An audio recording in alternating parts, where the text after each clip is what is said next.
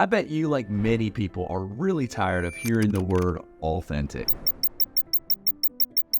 We all have to be authentic.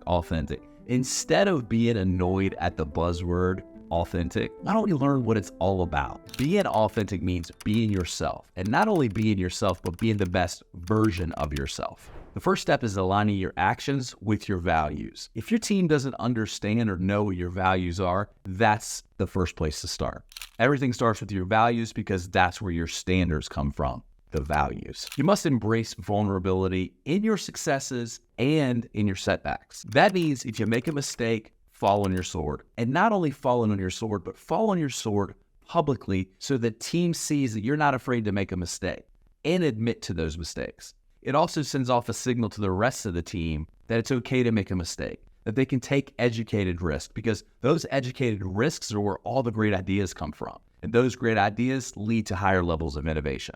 And part of vulnerability is you need to give your team permission to give you feedback, and go even a step further and make it an expectation that you expect them to provide you feedback. This creates the whole communication of the feedback loop. And when they do give you feedback, stop, listen. Make sure you're paying attention and you hear what they're saying to you. Don't interrupt them. Don't be defensive. Just listen.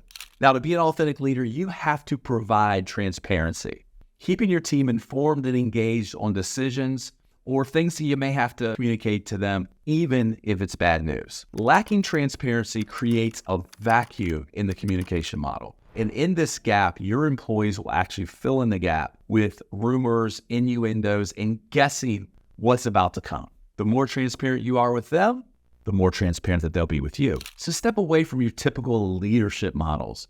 If you're command and control, stop. Be yourself.